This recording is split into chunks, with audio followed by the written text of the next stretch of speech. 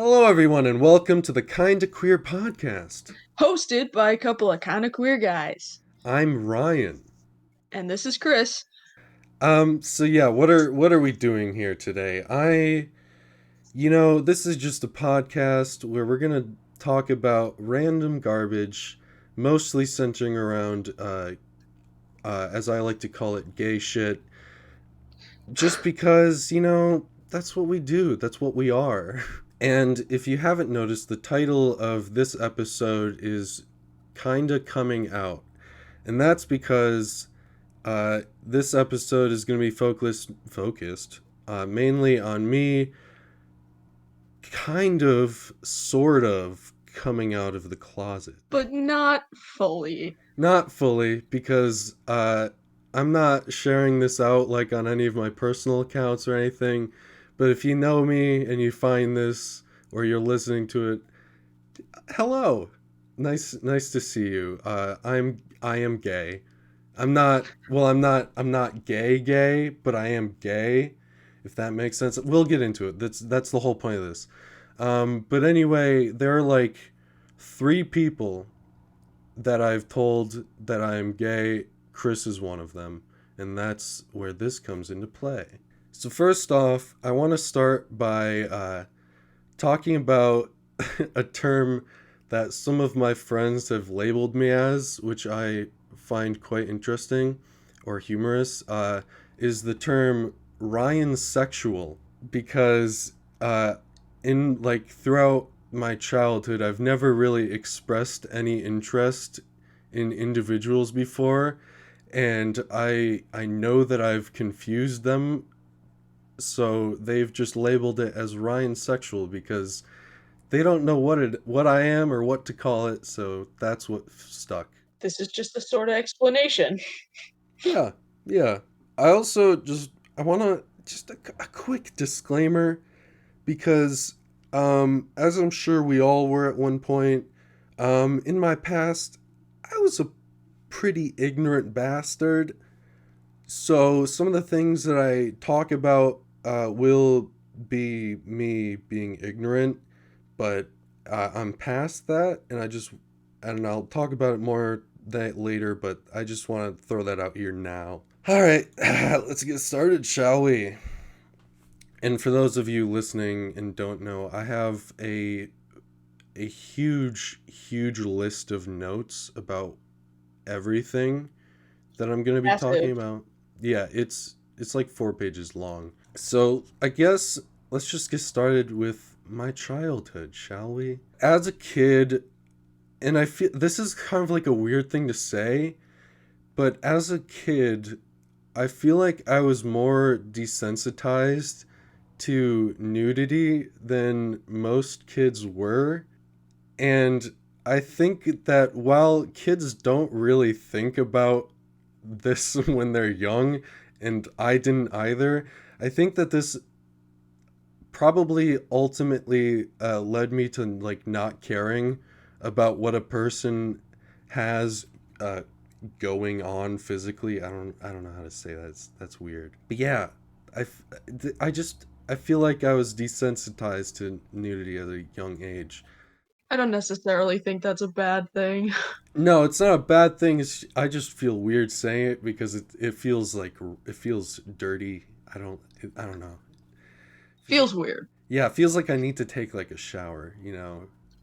Okay, so this is also a weird thing, and I could go into more detail about it, but I probably won't. Um, I don't know how old I was. I was probably like it might have. I don't have a memory of this specifically. I remember people telling me about it, but like I might have been around preschool age, so like aged like 3 to 5, somewhere in that length. But my best friend was a girl, and she had a younger brother. And again, this is something that at this age, I don't think anyone really takes notice to or really cares about. But like I had seen them both naked like many times because we're just kids. Um and I never thought anything of it at the time, but thinking back on my life, I think that this probably had something to do with how my brain matured and developed over time. Um, so I think that played into it somewhat.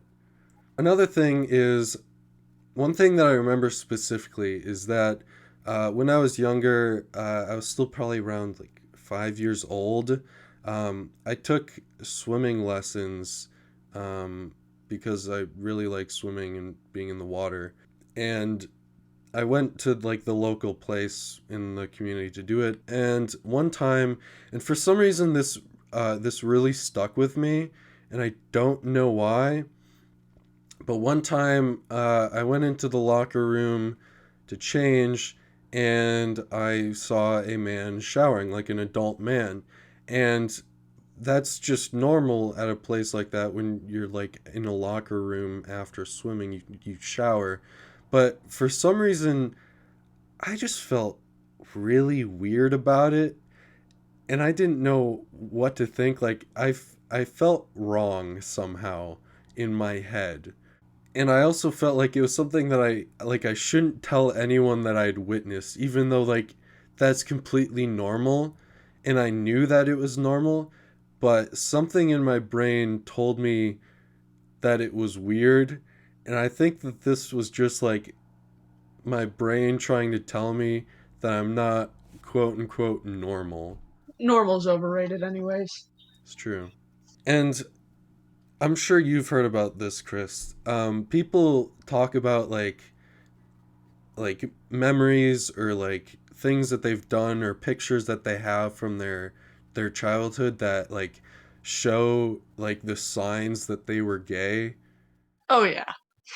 And so I just want to talk about a few of those here because I think they're funny, and obviously like doing these things doesn't make you gay, but it's just like for me it was like I can look back at them and be like, "Oh, wow.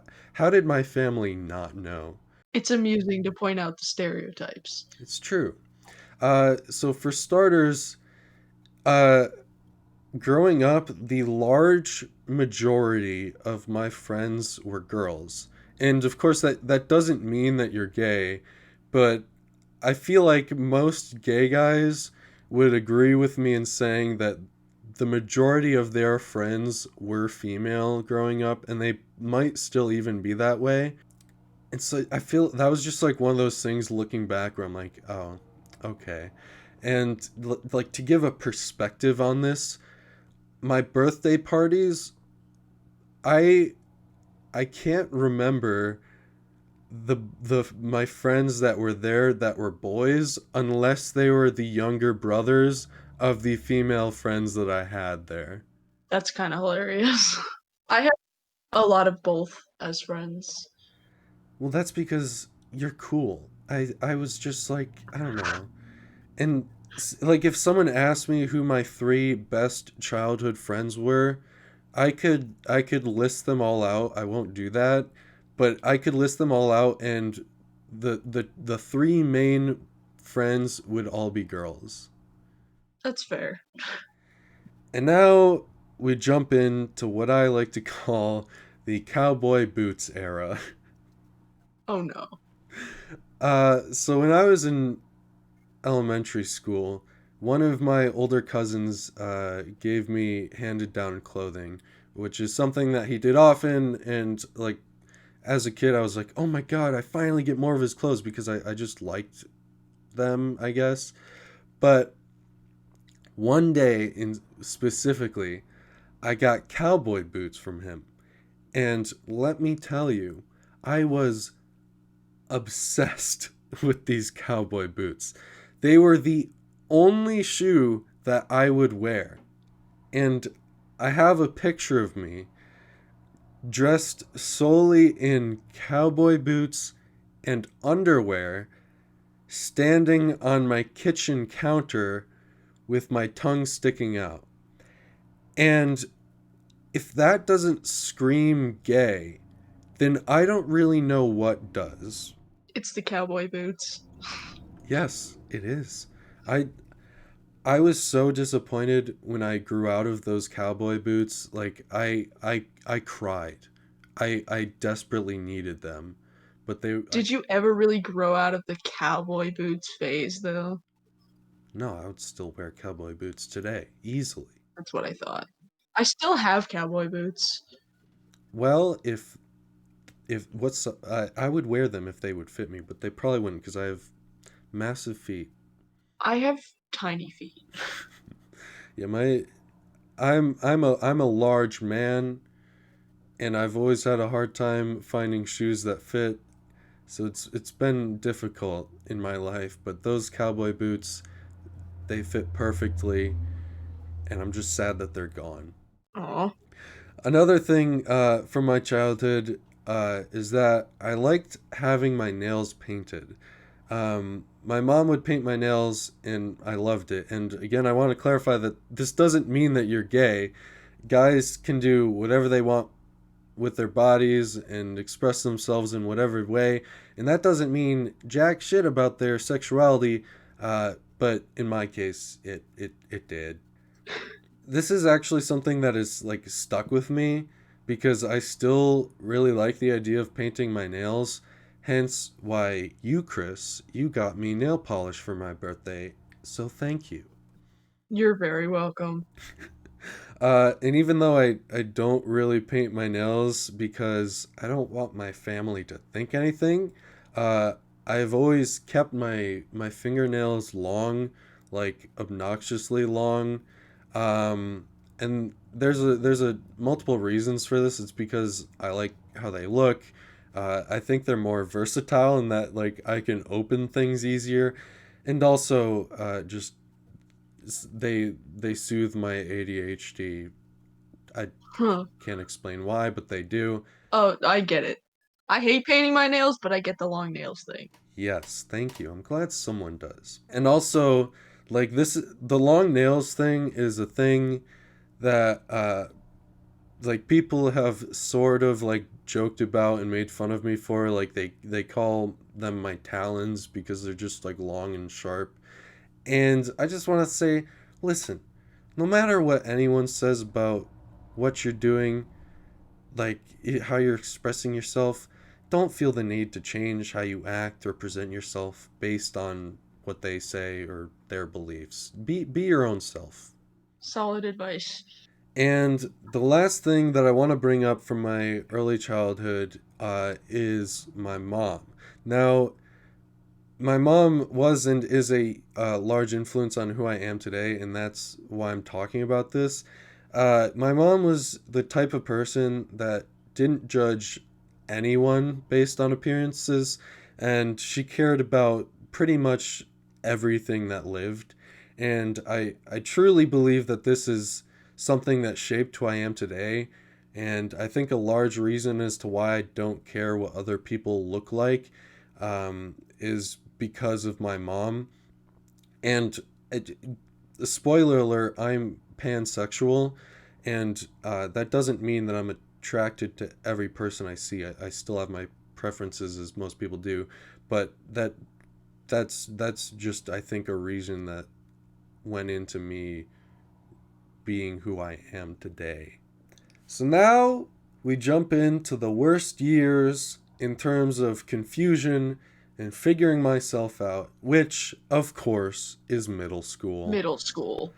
Yep, that's right. Just the worst years in general. Anyone ever read that book, The Worst Years of My Life, Middle School? Yeah, that's pretty accurate, That's actually. right. That's right. The good old age of puberty and hormones. Gotta love it. So essentially, I grew up thinking that I was straight because I think that's what most people probably do unless they're raised differently. And I actually think that's why children being born like now and in the future have it better, but I that's a topic for another episode. And anyway, I grew up thinking I was straight, and I had never actually up until this point seen people who were not straight or at least like I didn't know that they weren't straight. And so yeah, let's now I get to talk about my middle school confusion. So if I could explain this uh, without I hate it. I hate it. I don't want to talk about it, but I'm going to talk about it anyway. If I could explain this without bringing up porn, then I would, because let's be honest, most people probably don't want to talk about it and then also put it on the internet like I am now. But, it's a normal thing that people do and nothing that should be shamed. And I'm still not really going to talk about it, but I think it's kind of important for context. So here we go, I guess. Essentially, one day I realized that I wasn't focusing on the girl. And at the time, I didn't want to be gay because I'd never seen anything positive surrounding the topic. So I essentially told myself that there's no possible way that I'm gay. I couldn't possibly be gay. No, that's impossible. No, it's no, no. And so I denied my own feelings, and as is with life, that's not a healthy thing to do. But eventually, I guess I grew tired of, I is the way I would put it. I grew tired of ignoring myself, and so I experimented with what I looked at. And that was when I made the conclusion that I was gay. Like, as in, I only liked guys. And although I began to accept that about myself, I still, like, hated a part of me, and I didn't feel good about the conclusion that I was gay. My brain was still confused. And keep in mind that at the time, I had no idea that you could like both guys and girls. Like, I didn't know that bisexuality was a thing. And so, for probably an entire year or more, I just kept going back and forth between straight and gay. And I hated that I couldn't be normal uh, because I had always felt like I didn't fit in as a child. And some traumatic experiences had happened a few years ago that made me think that I was destined to be alone with no friends and no loved ones. So I desperately wanted the acceptance from people, so I never talked to anyone about how I was feeling. Then, at some point, I used my big, gargantuan brain and I went on Google and I discovered the wonderful world of bisexuality. And I thought, finally, I know who I am. I am bisexual. And I guess I believed that for a while.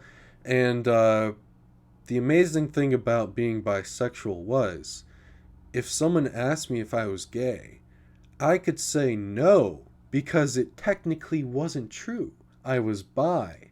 And paradoxically, if someone said, "So you're straight?" I could say yes because half of me was. Yeah, I'm not sure that's entirely how that works. No, that isn't how it works, but that's that's the excuse I went with. Oh yeah. And then 8th grade came. We went on a school trip to Washington, D.C. It was super fun, but a few of my friends, knowing that I had never dated anyone, noticed someone who liked me or who had interest in me. And before I talk about this, I want to add a disclaimer because I didn't know a lot or even anything back then, and I have since learned, but at the time, this is how I felt. And most of what I'm going to be talking about is something that I would honestly prefer to not talk about because like I'm disappointed in my past self, and although I never did or said anything that could have offended anyone, I feel bad and embarrassed about it. But I also want to show that people can learn from their mistakes and overcome ignorance. Um, and things like this don't have to be a definite for all of eternity. You can change, and your perspective can change as well. So anyway, we went on a cruise, and I was not a social person at all. I'm still not really a social person, and so I mostly stayed on the deck with one of my friends. Um, and we were on this cruise with another school, and one of my friends came up to me and told me that one of the students from the other school was interested in me. And basically, I already didn't know how to handle the situation and had no plan to act on this information because social interaction is not my thing. But then someone told me that the person who was interested in me was transgender. And at the time, I didn't know what this meant, and I was very confused. I just assumed, like, and I don't know how to explain this. I assumed that the person just like had the wrong genitalia. I don't really know what that means, but that's what I assumed. And after finally accepting who I was, bisexual at the time, my brain was given this new confusing information. And for the rest of the night, and I guess really the rest of the trip, I was basically stuck inside my own head trying to understand. I didn't like that I didn't know how to feel because I'd thought that I'd gotten over that, but I was clearly wrong. And so, when I finally got home, I went back onto the good old learning machine Google and I tried to figure this out. I was still confused, but eventually I came across a couple of YouTubers who were transgender and I watched their videos. I learned what this is going to sound weird. I learned what quote being trans meant, which isn't a good way to put it, but I watched their videos. I watched some of them as they like started tea. I watched as some of them had surgery. Others didn't go through any of this, and um, as as much as I hate to say this, because it is not how I feel now, or just know, like, this isn't how it is. Like, this isn't how it is. I categorized transgender people separately from other guys and girls. Now I know that they are just other guys and girls, and I do not believe that liking them makes you pansexual. It just makes you bisexual. But I was ignorant and I didn't know these things yet because as a child, you just don't know things, and I was never taught anything about this, so I was confused. Well, in a way, trans is sort of a blanket term, so some non-binary people would fall under trans as Exactly. well. So technically, you're not wrong. Yeah, but I still I feel bad about it because I was categorizing myself for the wrong reasons. Yeah. So oddly enough, I I still didn't really know that pansexuality was a thing. Um, and so I didn't know where to put myself on the sexuality spectrum. Um, and I'm gonna say this now: you don't have to know what your sexuality is, and you don't have to stick a label on yourself. But at the time, I felt that I needed that because my brain was not doing the best.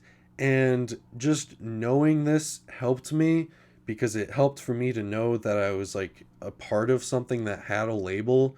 And then, and this is going to sound weird, Miley Cyrus happened. Yeah, that does sound a little weird. But essentially, Miley Cyrus is where I first saw the term pansexual being used.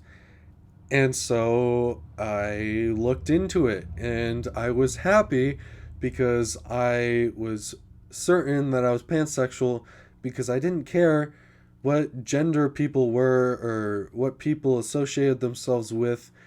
And again, the pansexual thing partially derived from me somewhat improperly categorizing transgender people differently. So I do feel bad about that, and I apologize about that. But I've since changed. And then we finally moved into the glory years of high school. Glory years. I'm putting that in air quotes. I mean, they're all right. Sure.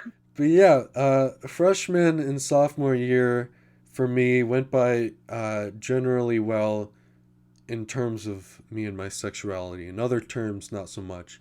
Uh, and then I did a journalism program in the summer between my sophomore and junior year, and I finally learned more about the LGBTQ plus community. And it was here and another YouTuber that I discovered more, including like I found out what non-binary was, and so knowing about this, I went through a quick phase where I preferred the broader term of queer for myself. Um, I honestly I don't really know why. I couldn't give you a reason. But this is when I came out to Kris, and this is when we came up with the idea of the podcast that you're listening to, because I thought the name Kinda Queer would make a good podcast name. And it does. Yes, it does. And finally, eventually, because I realized that I was being ignorant, I did more research and I came across yet another YouTuber. I don't know why I get a lot of information from YouTube, but I guess I do. And this was when I came to the final, for now, I guess things could always change, decision that I am really, truly pansexual. So I guess what do I call myself now? I would say that my sexuality is pansexual, but you know I also call myself just gay, homo, queer, all because it's funny. I also want to say that even though the podcast name is kind of queer, and like people call themselves queer, you shouldn't call someone queer in a derogatory way because that's not cool. Some people may be okay with the term and others may not. But I'm okay with being kind of queer. I'm okay with that.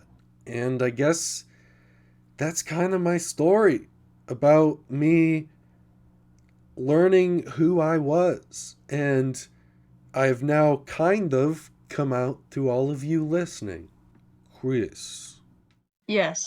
do you have any final thoughts or questions that you would like to talk about? I don't know. I think it's really great that you were able to tell your story finally and just put yourself out there because I know you've wanted to for a while Mm-hmm. and you just haven't because you're worried. I'm not really sure what you're worried about. You know, But paranoia and all that. oh yeah, we've all got some of that. Yep, yep, that's for My sure. paranoia is leveled in different places. Mm-hmm. Not entirely worried about my sexuality right now. That's, yeah, and you don't have to be, which is the glorious thing about this world that we live in. Oh yeah, plenty of other things to be worried about. Yeah, yeah, but that at least you can mark that one off as not having to worry about. Woohoo, check mark in that box. Actually, I always make X's in boxes, not checks, but you know, that's just me. Well, you know what? It's okay to be different, Kris, and I will accept you for putting X's in your boxes. Thank you, I appreciate the acceptance. You're welcome. But anyway, I just want to say that I think that's probably the end of the episode, and I want to thank you, Kris, for joining me, You are always welcome. and I want to thank those who are listening. I don't know who that is. But if you're listening, thank you. Also, if you have questions or stuff you want to talk about, you can leave comments on this, and uh, I'll try to respond unless you're just being a mean asshole, in which case I will promptly ignore you. Promptly, not just normally. Exactly. So yeah, thanks everyone for watching. I don't know what the future of this podcast holds, but for now, this has been a couple of kind of queer guys hosting a kind of queer podcast. Thanks for watching. Stay awesome. Wow. There's gonna be so many cuts in this. That's okay, there are a lot of cuts in everything. It's true.